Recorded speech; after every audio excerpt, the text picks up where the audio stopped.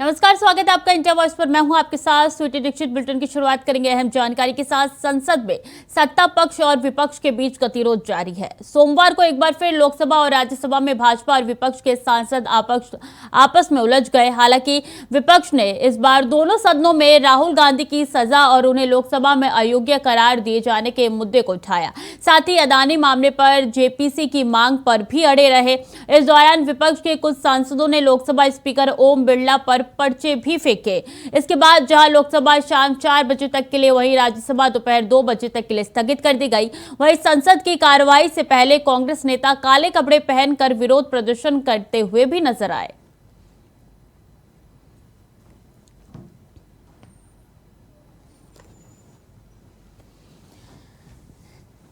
तो आप तस्वीर देख सकते हैं आप कि किस तरीके से सोनिया गांधी भी इस प्रदर्शन में शामिल है। काले कपड़े पहन के तमाम कांग्रेसी सांसद है जो संसद भवन के बाहर बैठे हैं, महात्मा गांधी की प्रतिमा के पास बैठे हैं, उनका विरोध प्रदर्शन किए जा रहे हैं। तो ये देखिए तस्वीर जो है सोनिया गांधी की है और किस तरीके से बेटे की लोकसभा सदस्यता रद्द हो गई है उसको लेकर विरोध जताया जा रहा है। काले कपड़े पहन के सोनिया गांधी संसद भवन पहुंची है और विरोध जता रही है तमाम कांग्रेसी सांसद के साथ। तो ये तस्वीरें साफ तौर पे नजर आ रही हैं किस तरीके से कांग्रेस का जो है सड़क से लेके संसद तक हल्ला बोल है। और देखिए रविवार को भी इसी संदर्भ में लगातार तमाम राज्यों में प्रदर्शन हुए और एक बार फिर से सोमवार के दिन, हफ्ते के पहले दिन यही हंगामा देखने को मिला। और ये सोनिया गांधी की तस्वीर है जो आपके साथ साझा कर रहे हैं किस तरीके से काले कपड़े पहन के वो संसद पहुंची है। हालांकि दोनों ही संसदों की सदन की कार्रवाई जो है स्थगित हो गई है और लगातार हाथ में भी बैनर लिए ये प्रदर्शन कर रहे हैं। मुद्दा भी इनका एक ही है कि अदानी मामले में जेपीसी की गठन हो और उसी को दबाने के लिए लोकसभा सदस्यता रद्द कर दी गई राहुल गांधी की। और इसी संदर्भ में आज हंगामा हो रहा है और ये तमाम तस्वीरें जो है आपको सदन से शेयर कर रहे हैं।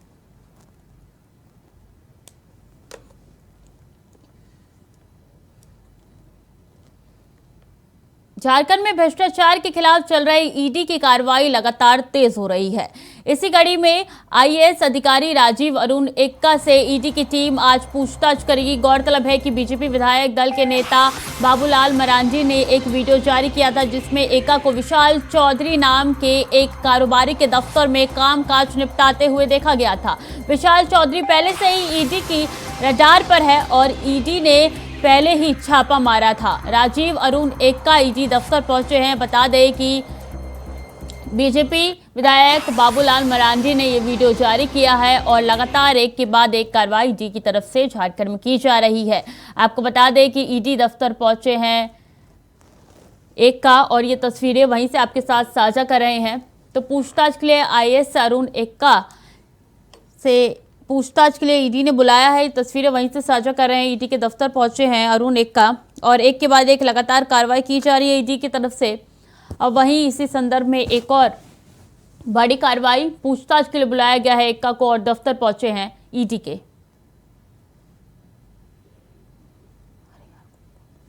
राकेश कुमार ज्यादा जानकारी के साथ हमारे साथ जुड़ गए हैं। राकेश, देखिए ईडी के दफ्तर जो है अरुण एक्का पहुंच गए हैं, पूछताछ हो रही है ये या कुछ ही देर में शुरू होगी, क्या जानकारी है? देखिए जिस तरीके से लगातार इस बात की चर्चा हो रही थी कि कहीं ना कहीं किस तरीके से ईडी की कार्रवाई चल रही है और साफ तौर पे कहा जा रहा है कि जिस तरीके से बार बार इस बात की चर्चा थी कि आखिर राजीव अरुण एक्का पहुंचेंगे या नहीं पहुंचेंगे, तो अब जाकर राजीव अरुण एक्का वहां पहुंचे हैं और ईडी की दफ्तर पहुंचने के बाद से उनसे पूछताछ हो रही है।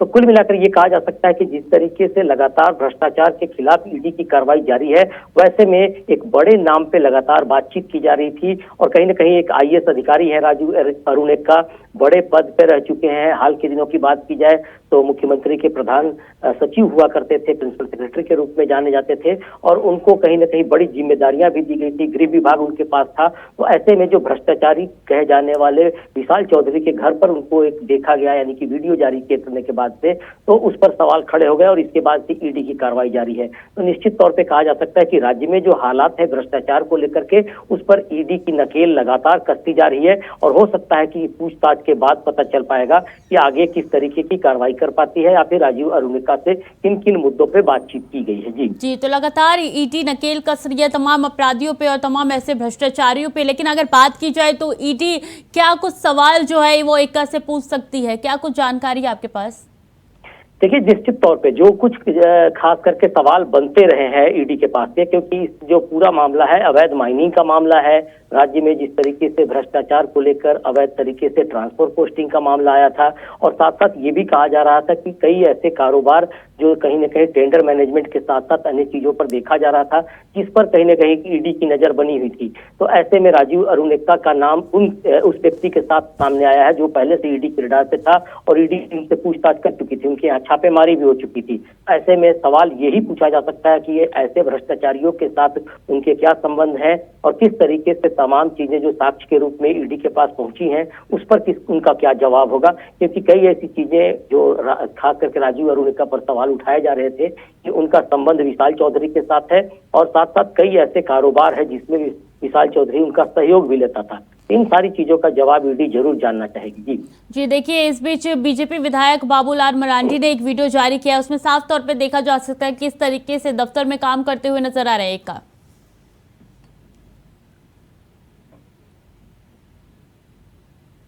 राकेश जी, निश्चित तौर पे खास करके बाबूलाल मरांडी ने प्रेस कॉन्फ्रेंस किया था, और उन्होंने जिस वीडियो को जारी किया है पूरे चर्चा का विषय राजनीतिक हलकों में भी था, और जांच एजेंसियां भी इस पर नजर बनाकर रखी थी। तो कहीं न कहीं इस वीडियो के माध्यम से ये जानना जरूर चाहेगी ईडी कि आखिर ये जो दफ्तर है वहां पे इनका क्या काम चल रहा था, क्योंकि ऐसे जिम्मेदार पद पे रहने वाले व्यक्ति अगर किसी भ्रष्टाचारी के खिलाफ या आरोपी व्यक्ति के कार्यालय में बैठकर कामकाज निपटा रहे हैं तो उनकी क्या संलिप्तता थी। तो चर्चाएं कई तरह की हैं, और वीडियो पे निश्चित तौर पे सवाल किए जाएंगे कि इस वीडियो में कौन कौन लोग और हैं, किसने वीडियो जारी किया है, कहां से ये वीडियो आया, और कैसे लगातार कहा जा रहा था कि राजीव अरुणिका वहां बैठते उठते थे, तो क्या कुछ होता था वहां पे, क्या क्या कदम बढ़ाए जाते थे, और ये भी बताया जा रहा था कि कुछ फाइलों पे साइन भी किया जाता था वहां सरकारी फाइलों पे। तो इन सारी चीजों का जवाब जरूर जानना चाहेगी। लेकिन एक बड़ी बात जो सामने आ रही है कि ईडी पहले से कई साक्ष्य जुटाकर रखी है, और इन सारे बिंदुओं पर जांच के दौरान बातचीत करेगी, पूछताछ कर सकती है।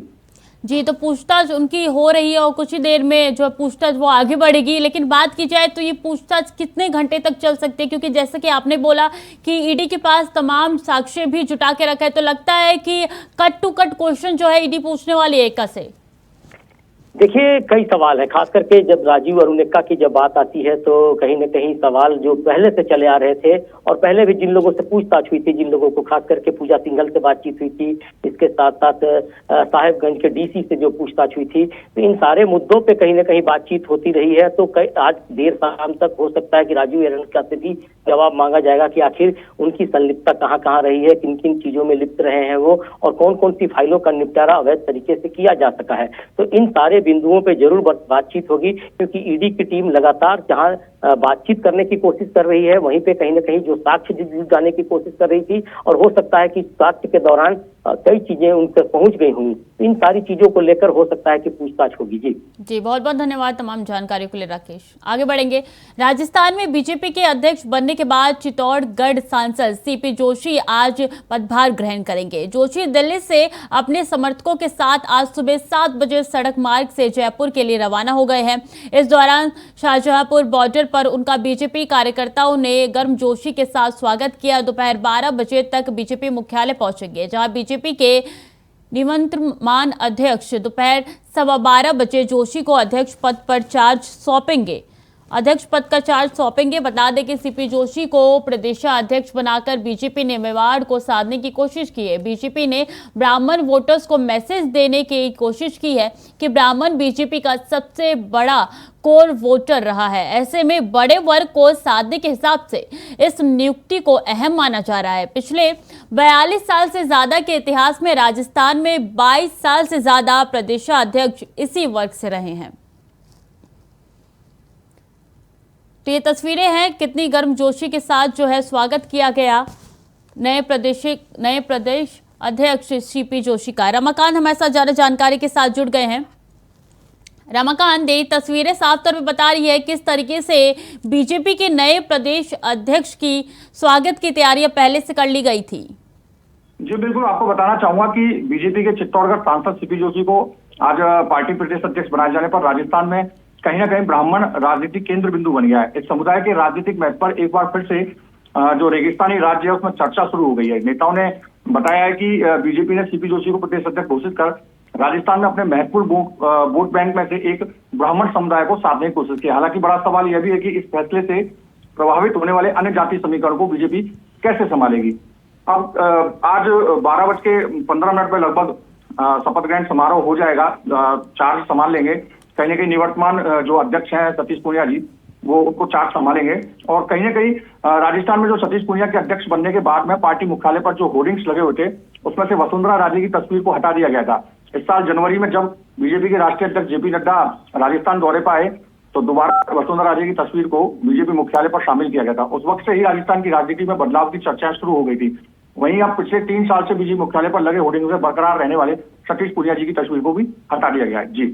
जी, अगर बात की जाए सतीश पूनिया की, तो देखिए सतीश पूनिया को जब पद से हटाया गया था तो पिछले दिनों तमाम प्रदर्शन हुए थे। अगर अभी के माहौल की बात कर ली जाए तो राजस्थान में क्या कुछ माहौल देखने को मिल रहा है?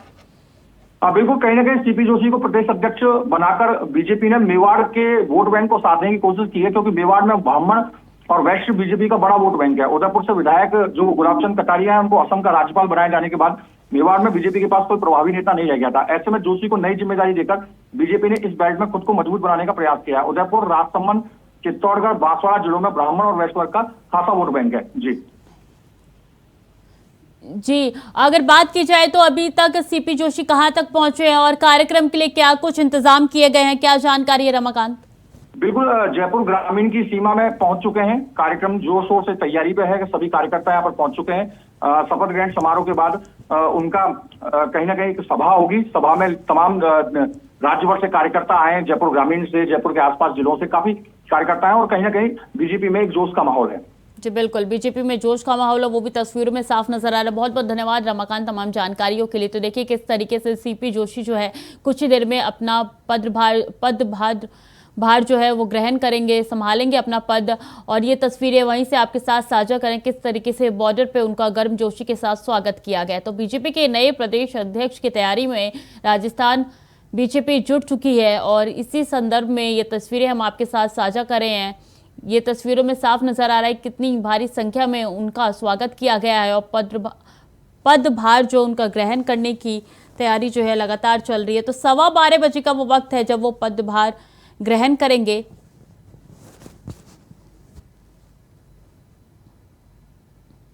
वक्त तो चला छोटे से ब्रेक का, जल्द लौटेंगे। ब्रेक के बाद एक बार फिर से स्वागत है आपका। खबरों में आगे बढ़ेंगे। प्रयागराज में 18 साल पहले बसपा के पूर्व विधायक राजूपाल हत्याकांड में शामिल अब्दुल कवि की तलाश में कौशांबी पुलिस यमुना तराई की खाक छान रही है। तीसरे दिन भी भगौड़े कवि के शरणदाताओं के घरों से सर्च ऑपरेशन लगातार जारी है और पुलिस अधीक्षक ब्रजेश कुमार श्रीवास्तव के नेतृत्व में पुलिस ने थाना क्षेत्र के गांवों में दर्जन भर से अधिक पनागारों के घरों में सर्च ऑपरेशन चला रही है।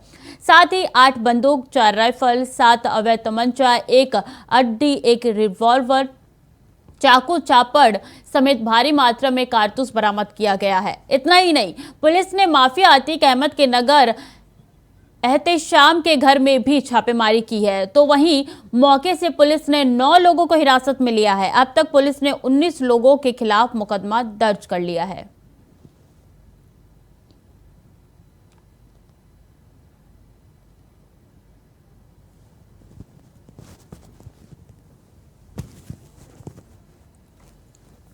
की गिरफ्तारी के लिए आज तीसरे दिन भी ग्रामपुर खास और यूसुफपुर गांव में इसके सहयोगियों और शरणदाताओं के यहाँ सर्च अभियान चलाया गया भारी पुलिस बल के साथ, जिसमें कुल 9 अभियुक्त हिरासत में लिए गए हैं। और सर्च अभियान के दौरान भारी मात्रा में अवैध शस्त्र, खोखा कारतूस, जिंदा कारतूस और तमाम ऐसे लाइसेंसी शस्त्र मिले हैं।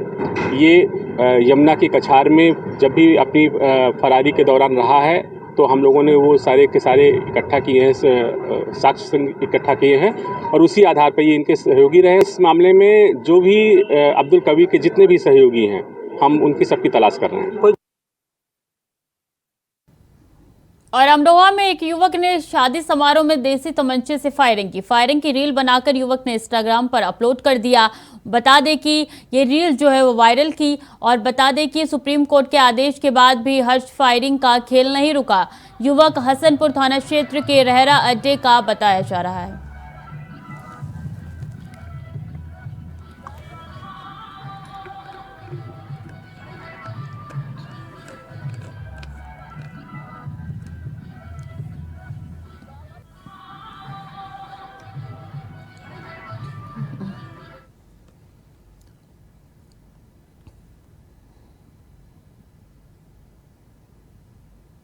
और इस बीच बड़ी जानकारी प्रयागराज आ रहा है। अतीक का भाई अशरफ भी आ रहा है। बरेली उमेश पाल अपहरण केस में होनी है सुनवाई। कल अदालत में पेश होगा अतीक अहमद। जालौर में एक बार फिर रोका गया था काफिला। झांसी में 2 घंटे तक रुका था काफिला। बड़ी जानकारी दे रहे हैं, अतीक से जुड़ा हुआ बड़ा अपडेट आपके साथ साझा कर रहे हैं। काफिला इस बीच 2 बार रुका गया है। बता दें, पहला काफिला जालौर में रोका गया तो वहीं दूसरी बार झांसी में 2 घंटे के लिए काफिला रोका गया था। तो अतीक अहमद का काफिला धीरे धीरे आगे बढ़ रहा है और कुछ ही देर में, कुछ ही घंटों में जो है प्रयागराज पहुंच जाएगा। कल अतीक अहमद की पेशी होनी है कोर्ट में और इसको लेकर तमाम इंतजाम भी कर लिए गए हैं। तो भारी सुरक्षा के बीच अतीक अहमद जो है आगे बढ़ता जा रहा है और 42 सदस्यीय पुलिस टीम उसके साथ मौजूद है और तमाम सुरक्षा के इंतजामों को मद्देनजर रखते हुए आगे बढ़ता जा रहा है। धीरे धीरे काफिला प्रयागराज के नैनी जेल में आज रात अतीक अहमद को रोका जाएगा। उसी के साथ बता दें कि हाई सिक्योरिटी वाले बैरक में अतीक को ठहराया जाएगा। बड़ी जानकारी आपके साथ साझा कर रहे हैं। प्रयागराज आ रहा है अतीक अहमद।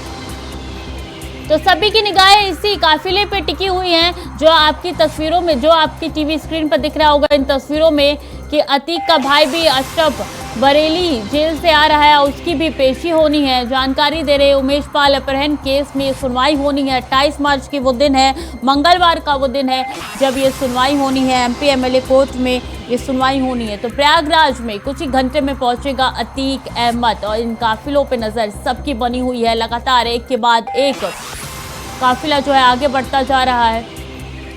शोएब रिजवी ज़्यादा जानकारी के साथ हमारे साथ जुड़ चुके हैं। शोएब, अभी की बात की जाए तो काफिला कहां तक पहुंचा है? बिल्कुल, अब चूंकि प्रयागराज के लिए बरेली से अशरफ का काफिला भी निकल चुका है, साथ ही साथ गुजरात से जब ये काफिला चला था झांसी होते हुए ये काफिला पहुंच रहा है। उम्मीद की जा रही है शाम तक ये काफिला पहुंचेगा। तो इसी उम्मीद के साथ प्रशासनिक तैयारियां भी की गई हैं। हालांकि जिस रूट से ये आना है उस रूट पर भी सतर्कता बढ़ाई गई है। चूंकि उमेश पाल हत्या कांड के बाद अतीक अहमद और अशरफ सहित उनके परिवार के कई लोग इस पूरे मामले में नामजद हैं। साथ ही साथ उमेश पाल की तरफ से 2006 में एक अपहरण का मुकदमा दर्ज कराया गया था जिस पर पूरी सुनवाई हो चुकी थी और अब उस पर कोर्ट अपना फैसला कल सुनाएगा। उसी को लेकर के अतीक को जो साबरमती जेल गुजरात है वहां से ले आया जा रहा है।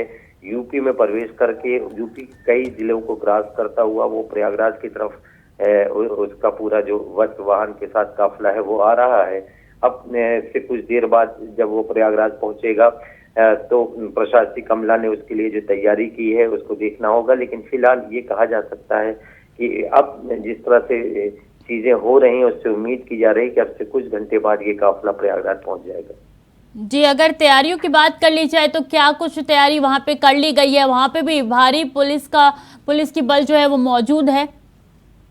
देखिए, चूंकि पहले से वो साबरमती जेल में बंद थे और अब उन्हें जेल से ले आया जा रहा है तो फिलहाल वो रात में यहाँ पे उन्हें रखने की व्यवस्था की गई है। हालांकि उन्हें नैनी सेंट्रल जेल में भी रखा जा सकता है और प्रयागराज की जो पुलिस लाइन है वहां भी रखा जा सकता है क्योंकि कल कोर्ट में उन्हें प्रस्तुत करना रहेगा और कोर्ट उसके बाद आगे क्या निर्देश देता है, उन्हें कहां भेजा जाता है, क्योंकि अभी इस पर सस्पेंस बरकरार है क्योंकि उन्हें बाकायदा साबरमती जेल से ले आया जा रहा है और इस वजह से उन्हें ले जाया जा रहा है क्योंकि उन्हें कल जो है कोर्ट के सामने पेश करना है। तो ऐसी परिस्थितियों में चूंकि यहाँ नैनी सेंट्रल जेल भी है तो वहां भी उन्हें रखा जा सकता है। साथ ही साथ पुलिस लाइन में भी उन्हें रखा जा सकता है। व्यवस्थाएं की गई हैं इस बारे में भी बहुत कंफर्म जानकारी शासन स्तर पर नहीं दी गई है, लेकिन तैयारियां पूरी की गई हैं।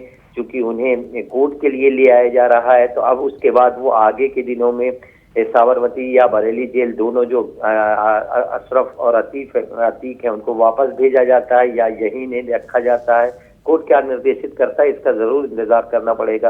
लेकिन फिलहाल ये जरूर है कि अभी यहाँ पे तैयारियां जेल में भी की गई हैं और साथ ही साथ पुलिस लाइन में भी अगर उन्हें रखा जाता है तो वहाँ की भी व्यवस्थाएं की गई। जी बिल्कुल, आप बने रहिए शोएब हमारे साथ। विष्णु भी जुड़ चुके हैं हमारे साथ। विष्णु, अगर अभी के अपडेट की बात कर ली जाए तो देखिए कुछ ही देर में उनका काफिला जो है प्रयागराज पहुंचेगा, उसके बाद की क्या कुछ प्रक्रिया रहने वाली है?